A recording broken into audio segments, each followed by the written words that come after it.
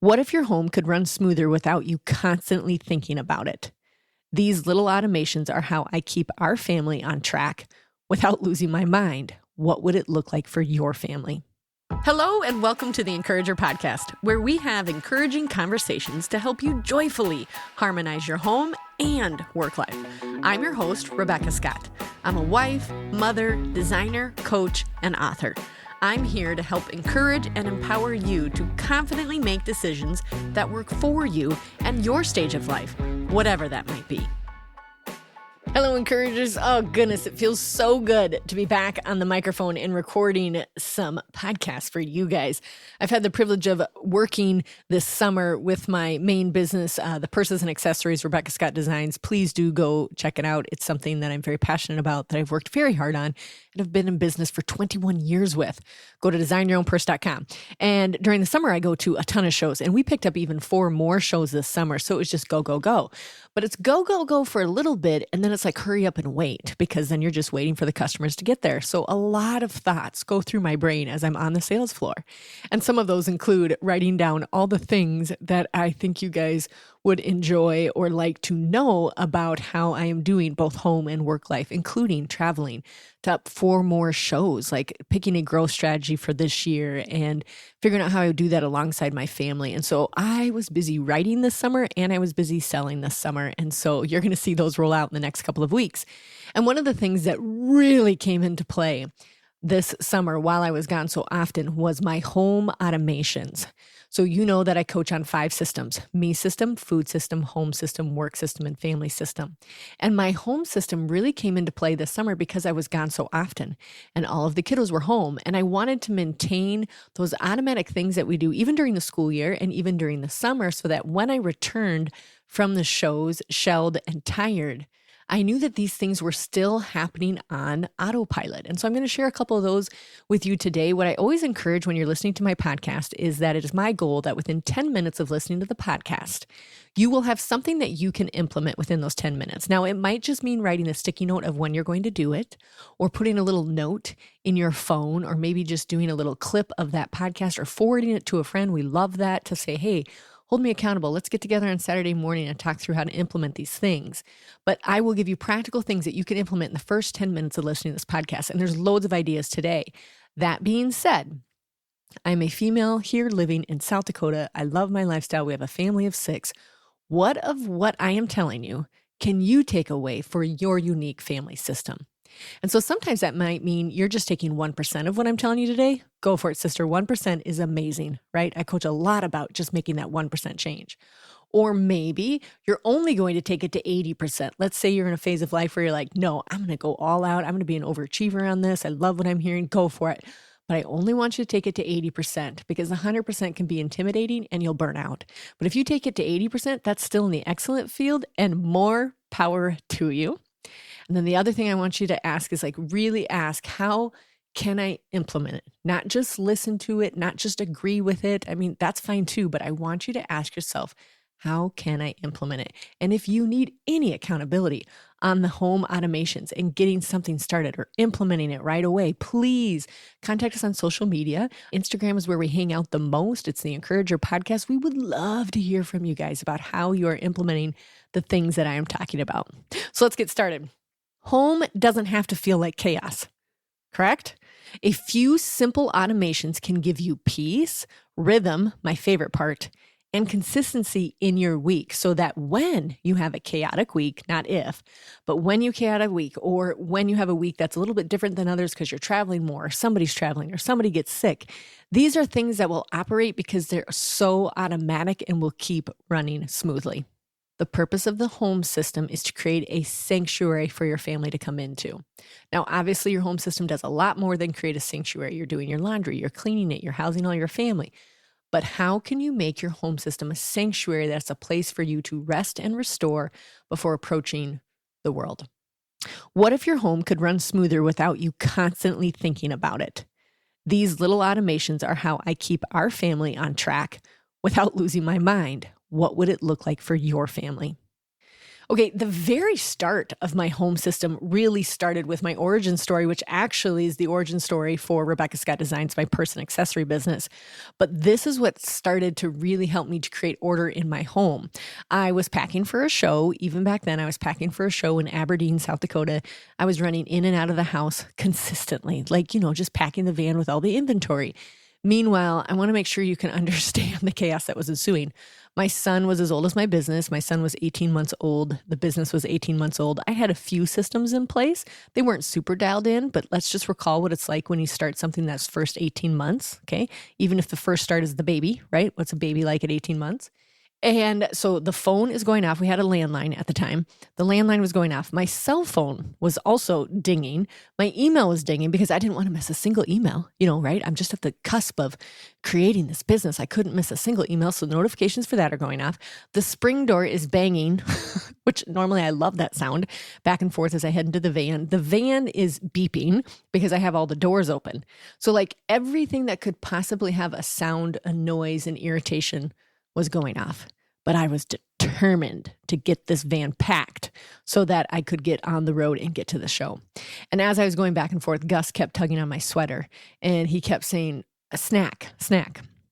And I just kept telling him the infamous mom line, in a minute, until, you know what it's like as a mother, as someone could say something 100 times and you miss it. And then all of a sudden, the 101st time, you just explode.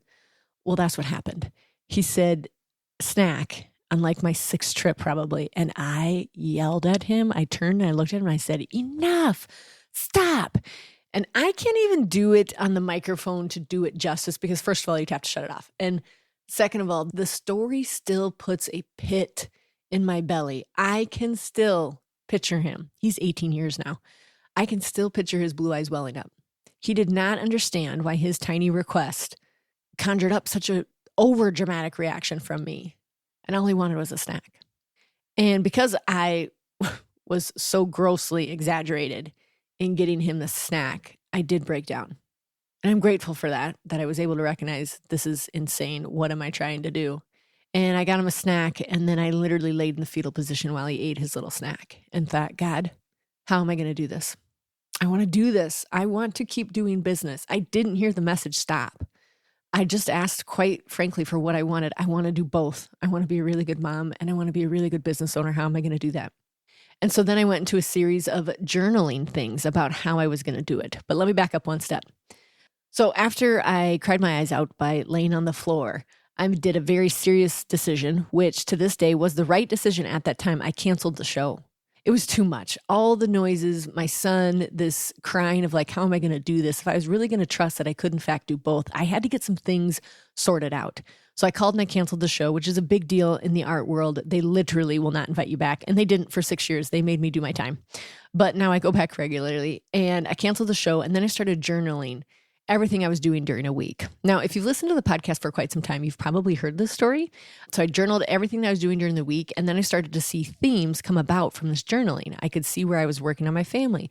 I could see where I was working on myself. I could see where work was happening. I could see the sheer amount of food that we were preparing. I could see these patterns emerge, and that's how the 5 systems came about.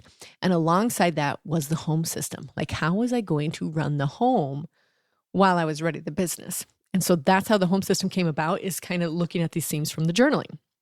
So what I thought about in the beginning, before I started journaling and really operating these systems, was I used to think keeping up with the house meant hustling harder, like getting up earlier, picking up messes at random times, staying up late to fold the laundry, and then generally feeling like I was always behind because I couldn't always do both of them together at that kind of pace. It just wasn't going to work. But then I realized, once I burned out of that, it wasn't about working harder. It was about creating order. And I want you to hear that. It's not about working harder. It's about creating order around the things that matter at this time. Because some of them you're going to be able to let go of, and some of them you're going to have to pick up depending on the stages and ages of your children and your life and your business. That made me think of 1 Corinthians 14:40, but everything should be done in a fitting and orderly way. And that's not a verse to make us feel shameful, but it's a verse to tell us that it's possible. God isn't a God of chaos. He's a God of peace. And when we build a little order into our homes, through these small automations like Laundry Mondays or keeping the entryway clear or whatever it is, it does reflect his character. They aren't just chores, they're rhythms of peace for our family. Now, that might be a little bit of a stretch where you're like, really, is this chores? And then we're going to call the chores peace. It is, though, because when those things are ordered in a way that is doable for your unique family setups, you will discover a peace, an underlying peace that will surpass understanding within your home systems when you really dial these things in. And that's what happened for me this summer when I picked up all the new shows, is I could feel peace on my way home from the show because I knew the things that we had set up in our home system were working automatically. And it was a beautiful thing and allowed me not to burn out from all of the shows as well. Automations don't have to be fancy. Let me repeat it. Automations do not have to be fancy. They're just simple. And you need to make them simple. If they're not simple, let's dull them down a little bit. They just need to be repeatable habits and systems that run on autopilot. You hardly have to think about it because this frees your brain and then will reduce the stress that comes when we try to make it too complicated. Okay. These are just repeatable habits, automations, repeatable habits that will bring peace, and they automatically happen. It matters because decision fatigue is real. Automations remove the guesswork. It matters because systems build peace of mind, especially for moms who harmonize both home and work life. And it matters because it will create margin so you can actually enjoy your family and your home at the same time and not resent them because you have these simple automations set up. So I've got about 7 different home automations that I exercise pretty regularly. And again, remember you guys, I want you to take away from these, what would these look like for your unique family setup? Number 1, Shutterfly Fridays. Okay, hear me out. Shutterfly is an app for pictures. I put it on my phone every Friday. I have it on my agenda sheet so it reminds me. I go through my photos and I upload my photos into a folder titled for that year. So this one would be 2025. And then I upload and organize all the photos. It takes about, I don't ever think it takes 10 minutes. It takes about 5 minutes. I just select the photos on there. I put them in that folder and that's done. This is a way that I can simply organize my photos, get them off of my photo roll because there's all my business on there as well. And I feel like, okay, I'm making progress in the photo and video world of our phones, correct? Like you want to capture the moments, but you're not sure where to put them. So this answers that question just in the photo world, not necessarily the video world, but it does help me with organizing our family photos. And the reason I love it is because it prevents the digital overwhelm. It keeps my memories accessible. And the future albums are also really easy to create. Now, I'm going to give you the bonus tip for this, or rather the pro tip. This is for overachievers. You guys, if you're like, I don't even have the Shutterfly app downloaded yet or whatever you choose to do, don't do this. But this has been really awesome. Okay, so I created that yearly folder. At the end of the year, I contact my favorite college student. I love her dearly. Hi, Mesa. And she takes all the photos in that folder and she creates the album for me and we trade. Yep, she gets a really awesome purse that she's looking forward to. And I get a really awesome family album that I did not have to organize. Now, if this is your thing, obviously you don't want that phase. It's not my thing to create albums. It is hers. So this is a win-win for both of us. So I have an annual album that is sent to me that I didn't have to create. All I did was upload it weekly on Fridays. Simple home automation. What would it look like in your family to do a photo automation? Number 2 home automation that really works for us is Laundry Mondays. The day of the week doesn't matter. You pick yours. For me, it's Monday. Starting the week with clean clothes and they're put away sets the tone for the rest of the week. And I am one of those laundry people where I'm like, I do not understand how people do a load a day. It doesn't make sense for me. I've had so many people that I coach argue that it does make sense for them. Go for it, sister. Go for it. The only thing I ask is that in your home automations, you do have a plan for how you do your laundry. So if I say, hey, what's your laundry plan? I would like you to be able to answer, because if you don't answer it, that alone, laundry in your home alone, is such an overwhelming mental bandwidth thing because you see it. Like, is that one dirty? Is that one closed, or does it need to be put away? So have a plan for your laundry so that amount of things that are in your house, which is a lot of laundry, have a plan behind it. So we do ours on Monday. I actually do start that on Sunday because we're a family of 6 and we need to do that in order to get it all done. But by Monday night, it is done. The clothes in the house are done. Now, a little extra, on Tuesday, I start doing all the towels and the sheets. But for Monday, this home automation super works. It keeps the laundry from becoming a mountain or a sea of, I don't know if it's dirty, it's clean, if it just needs to be put away. Now, Again, permission. Do laundry your way, but make sure your way has a plan behind it. Don't just plan it week to week. And here's why it mattered for me this summer. When I would get home on a Sunday night at 10 p.m., I knew that the girls and Gus, if he was home, had already started their laundry because it was Sunday night and it was automatic. They knew, oh, we got to start the laundry. And sometimes it required a text message from me to them that said, hey guys, make sure to bring your laundry up and start it. And they started it. So then when I got home, they were already 3 loads in before I was getting overwhelmed. And I knew that Monday, which would also be full because I didn't have a day off and I just came home from the show, we were still on autopilot because Monday was happening per normal. It was amazing. Home automation number 3, Honey Huddle. You guys, this still is one of my favorite resources. It's available on theencouragerpodcast.com. It's a monthly meeting with your spouse to get on the same page. So our Honey Huddle is an automation for our home life that has changed how quickly our home projects can get done because we talk about them frequently. Just talking about them helps them to make sure that they happen. And so on our Honey Huddle, there's a prompt for like home life. Like, okay, what projects are we working on? What projects are we not working on? That would be my husband's favorite category. Which ones are we not working on?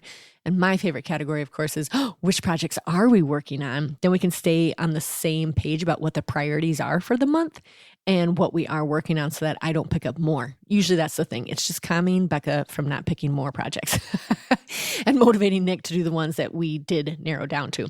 It also prevents miscommunication and some stress between Nick and I, because if I do try to start something, he's like, hey, can you wait until next month to do that? I'm like, no, I'm totally in the zone. And he's like, okay, but I'm just telling you, then that will do, like we can talk about it a little bit. Within that Honey Huddle that we just automatically do monthly, it really helps us talk through priorities. And maybe these aren't part of the home system, but the priorities for the family that month. It might just mean like our priorities this month is all of the family events going on, all of the sporting events and all of the activities. And so it is within our home system because we're talking and having the meeting in our home. And it does evolve a lot around like, how are we going to do 3 shows in the month of June? What is that going to look like? So that does run into the home system. So automatically doing our Honey Huddle every single month, we do it about the last Sunday of the month, is just a great home automation that will help your family stay on the same page and get a few things done.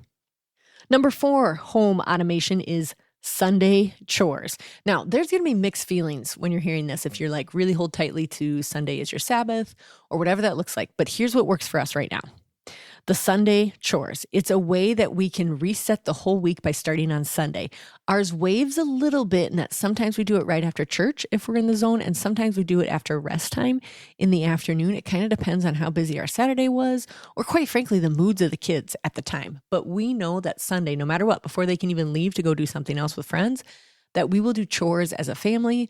I make the list and everybody gets started. It has worked so well, especially this summer when I was gone for all of those Sundays and I would get home late from the show.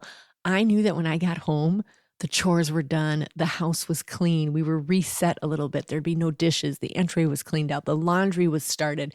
The floor was vacuumed. I went from feeling like I could return to a frat house to feeling like I was returning to something that was restful, a sanctuary, which is what it's supposed to be, and a family that was happy to see me. And so having that automatically happen on Sundays, pretty much no matter what, whether mommy was home or not, really created the peace and the rhythm that I think God wants us to have in our homes. So it's awesome. So a home automation that's really worked for us is Chore Sunday. What would that look like in your family? So ask yourself, when should we do chores that would really make sense? And I do say this, try to practice it for 6 weeks. The first couple of weeks, it feels like it's unbearable and you're like, it's just not going to work. It's just not going to work for our family. Everybody hates it. However, get through it because the next 2 weeks after that, it's just uncomfortable. So they may be grumbling about it, but it's less unbearable. It's just a little bit more uncomfortable. And then the 2 weeks after that, it's established as a rule and they're like, let's just get it over with. And that's exactly what happened for my family. It took about 6 weeks and now nobody barks about it. Nobody complains about it. They just get started. I'm not saying they're cheering it on by any means, but they're like, it's Sunday, it's chore time, whatever. They just get it done. And then I think, even though they'll never tell me this, maybe like 20 years from now they will, it does create peace for them too because they reset their rooms. And they're like, okay, it's Sunday, I'm getting my things organized, all of those things. So highly recommend, pick your day to do your chores. Ours, we're calling it Sunday chores. Number 5, home automation is kitchen, sink, and entryway rule. Okay, that's a big title, but basically here's what I want you to put down for yourself. What are 2 things that must be done every day for you to feel more at peace in your home. So pick your two. And I've talked about this frequently, both on Instagram and in a couple podcasts. Pick your top two non-negotiables that have to happen before bedtime. Mine, as the title says, is obviously the kitchen sink and the entryway. If my kitchen sink is dry and the dishes are put away, and the entryway shoes, the sheer amount of shoes we have in this house, if those are all lined up and somewhat cleaned up, I'll be okay. Now, hear what I'm saying though. The living room might look like a disaster. The studio might be a disaster. My bedroom might not be put together. But if my kitchen sink is dry and clean, and if the entryway is ready for us to bombard in the morning with our backpacks and volleyball and basketball, and all the things, right? If those two things are set up and clean and ready, I will be okay. What would be your two non-negotiables for your home system that would help you to feel ready for the next day? And everybody's going to look different. My mother-in-law, she has to have her entryway rug vacuumed. That's her thing. She wants it vacuumed. And she also wants the couple of steps into her house. That's her home system. What would your two non-negotiables in your home system be? Maybe for you, it is the living room. Like you just need your living room pillows where they need to be, the floor vacuumed. Maybe it's your bedroom. What is it? I would say make it small. Don't make it too big so that it begins to feel really, really heavy. It just needs to be two non-negotiables that hopefully pick two that the family can help with. That way, like for me, when I come home late from a show, they know, like, have the kitchen sink dry and the entryway ready for mom. Two non-negotiables. Or if I'm running home late after a day's event, or my husband is, or my kids are, if I can have those two things ready, we all feel more peace and less chaotic when we walk into our homes. Here's a pro tip when you're deciding these two non-negotiables. Make sure that you do, in fact, decide them. Make a decision. Then I want you to announce them. Tell your family, hey, these two things have to happen no matter what. Make everybody shake hands, put them up on your fridge, put them up in another location. I always recommend having a reminder of something new in two locations, and then do them. That's it. Start practicing them. Do them. Adjust after you've tried them for 6 weeks, not before. Remember that rule. Try it after the 6 months, but decide what are your two non-negotiables for your home system. Number 6, home automation is the Saturday task list. Now, this I've been practicing for about a year and I do love it. Basically, it's a running list to capture random to-dos during the week. So for me, if I am sewing and my brain is squirreling a little bit and thinking about all the things, rather than leave my sewing machine, which I do love sitting at my sewing machine, but my brain works very fast, you guys. But rather than leaving my sewing machine, because that is where I need to be, that is the time that I've blocked, I keep a list next to my sewing machine about, I really want to buy the couch cover for downstairs after we had the flood a couple summers back. I still haven't replaced the couch cover. I need to do that. I'm just going to write it down. I'm not going to go and start shopping for it, even though I really want to. No. I'm going to write it here. And this goes on my Saturday task list. And as I'm sewing, I'm like, I really need to clean these blinds. They're covered in lint. That's a true story. Write that down on the Saturday task list. It's mum season. I want to go buy the mums. I wonder if I should get them blah, blah, blah, blah, blah, right? This is a running list of the things that you could do on Saturday, or really you could do them any day of the week, but I reserve them for the weekends because then on the odd chance I should have a couple hours on a Saturday, which usually, like, even if a Saturday is full of activities, there's usually a couple hours in there that I could accomplish these things that I'm writing down. So I keep this running list. Sometimes it goes from my sewing machine to the refrigerator. What would that look like for you? Where would this list live that would be the best for you so that you can accomplish a few of those things over your weekends?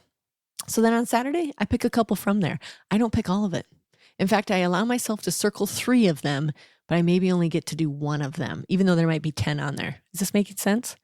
Like, you can just brain dump all over it, but you maybe not be able to get it all done. And that's okay. But it's a place for those thoughts to live. It's a place that you can feel like you're still accomplishing things in your home system, but they don't have to be all done at once. Number 7, home automation is a donation station. Okay, so that should be easy to remember, right? Donation station. It's always available for you to purge at any minute. It doesn't have to wait for a yearly, like, we're cleaning out rage cleaning thing. It could be a designated spot that weekly you're like, hey, if you guys got anything you want to get rid of, let's put it in the donation box here. Okay. I want you to pick a set spot in your home for things that you will no longer need. And this spot is held sacred for the donation bin. I've had several people that I coach with several different locations. Some it's in their master closet in a little corner. Some it's in the garage. Some it's in the entryway. And they're like, I just do it frequently because the place that I drop it off is on the way to work or whatever. It doesn't matter to me as long as there is a bin that is well known for the family. This is where we donate things frequently. Then it will prevent that yearly rage thing where you're like, I got to get rid of everything. Also, guys, don't overcomplicate it. Just repeat it consistently. Just put it there, repeat it consistently. There you have it. Those are my 7 home automations that are kind of my go-tos. What would yours be? If you sat down for just 10 minutes and were like, what are some of our home automations that you like? What are some of them after listening today where you're like, I need to start a few of these? And what are some of them that you're like, okay, I could do that, but I'll have to do it in this unique way for my family, giving you permission. Do it that way. But pick one of them from the 7 that you are going to start this week. Okay, so there's your challenge. Forward this podcast to a friend and say, hey, hold me accountable. I'm going to start one of the 7 this week and I will decide by tomorrow. Okay, you know that friend. You know that friend right now who's like, ooh, fun. I love a challenge. You know her. I'm probably her. You could definitely put this on our socials and I'll be like, okay, which one are you picking? Or make one up for yourself. I love that too. What could simplify, what could be automatic in your home system? And again, giving you that permission, don't overcomplicate this. You're just going to start with 1. If you want to start with 2 or 3, more power to you, but start with 1. Don't overcomplicate it. We just want to start making it consistent. And the next week we can pick up another one. So ask yourself, what would a home automation for my unique family look like? Answer it and get started. When your home runs smoother, your mind and your heart have more space for joy, connection, and rest. That's it. You start these home automations. These things happen without you having to hardly think about it. Your mind and your heart will have more joy and peace to enjoy the family members in your home system without stressing out. It reminds me of another verse from the Bible, Proverbs 31:27. She watches over the affairs of her household and does not eat the bread of idleness. She is not working harder or hustling harder. She's creating order so that the chaos doesn't overwhelm her and she can, in fact, enjoy her beautiful home with her beautiful family. Remind yourself, you guys, it's not about perfection. By setting the home automations in motion, whatever that looks like for your family, you are creating peace and it will flow through your home when you do these automations. Until next time, encouragers, we got this because he's got us. Thanks so much for tuning in. If the Encourager podcast has helped or encouraged you in any way, please subscribe to the show and leave a 5-star review. And then help us spread the message of encouragement and hope by sharing the podcast with others. Ready to bring more organization and joy into your life? The Encourager Academy helps you harmonize your home and work life through our online course and coaching programs. Our 5-system approach, me, food, family, work, and home, tackles your biggest obstacles, offering lifetime access to video lessons and guided worksheets. Learn at your own pace with practical tools and strategies. Enroll now at encourageracademy.com